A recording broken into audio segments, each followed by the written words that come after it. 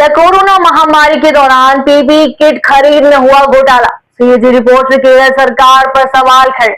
नमस्कार, मैं हूं राधा राणा और आप देख रहे हैं आर्यव्रत टाइम्स। कोरोना महामारी के दौरान देश भर में स्वास्थ्य सेवाओं को मजबूत करने के लिए कई जरूरी कदम उठाए गए थे। इन्हीं में से एक था पीपीई किट की खरीद, जो डॉक्टरों, नर्सों और अन्य स्वास्थ्य कर्मियों की सुरक्षा के लिए बेहद अहम थी। लेकिन अब केरल में पीपीई किट की खरीद को लेकर भ्रष्टाचार के गंभीर आरोप सामने आए हैं। भारत के नियंत्रक एवं महालेखा परीक्षक सीएजी ने एक रिपोर्ट जारी की है, जिसमें केरल सरकार पर पीपीई किट खरीद में अनियमितताओं और घोटाले का आरोप लगाया गया है। इस रिपोर्ट के सामने आने के बाद केरल की राजनीति में उथल पुथल मच गई और विपक्ष ने मुख्यमंत्री पिनाराई विजयन की सरकार को घेरना शुरू कर दिया। सीएजी की रिपोर्ट के अनुसार केरल सरकार ने महामारी के दौरान पीपीई किट की खरीद में अतिरिक्त 10.23 करोड़ रुपए का खर्च किया। रिपोर्ट में दावा किया गया है कि एक विशेष कंपनी सन फार्मा को फायदा पहुंचाने के लिए ऊंची दरों पर खरीदारी की गई। आरोप यह भी है कि सरकार ने इस कंपनी को बिना किसी प्रतिस्पर्धा के सीधे अनुबंध दिया और 100% भुगतान पहले ही कर दिया गया। रिपोर्ट में आगे बताया गया है कि वर्ष 2020 में केरल सरकार ने Kerala medical services corporation limited KMSCL को पीपीई किट और अन्य चिकित्सा उपकरणों की खरीद के लिए विशेष अनुमति दी थी।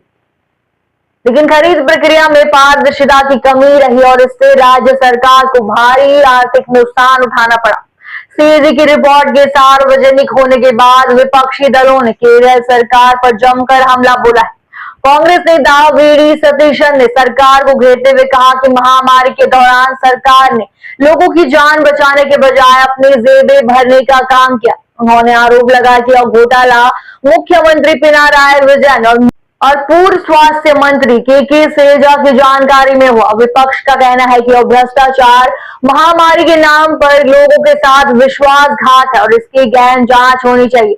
वहीं पूर्व स्वास्थ्य मंत्री के सरेजा ने इन आरोपों को खारिज करते हुए कहा कि रिपोर्ट की जांच चल रही है और जो भी दोषी होगा उसके खिलाफ कड़ी कार्रवाई की जाएगी।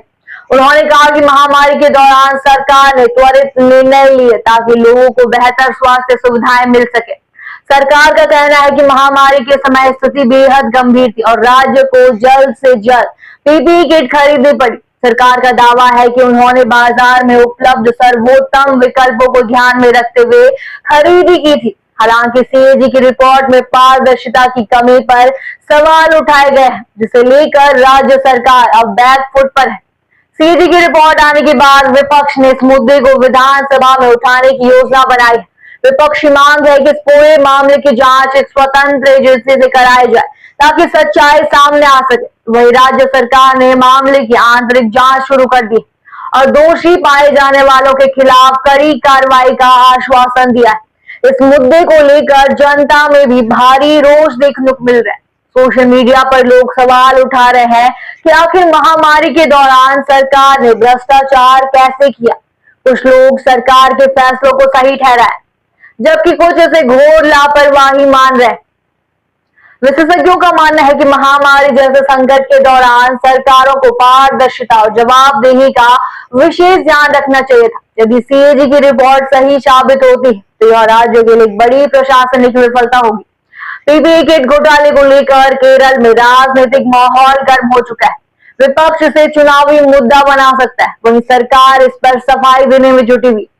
देखना होगा कि आगे इस मामले में क्या कार्रवाई होती है और क्या दोषियों को सजा मिलती है। इस पूरे मामले पर आपकी क्या राय है, हमें कमेंट बॉक्स में जरूर बताएं। फिलहाल के लिए इतना ही। बने रहिए आर्यव्रत टाइम्स के साथ और साथ ही हमारे चैनल को सब्सक्राइब करना न भूलें और फेसबुक वेबसाइट पर फॉलो जरूर करें।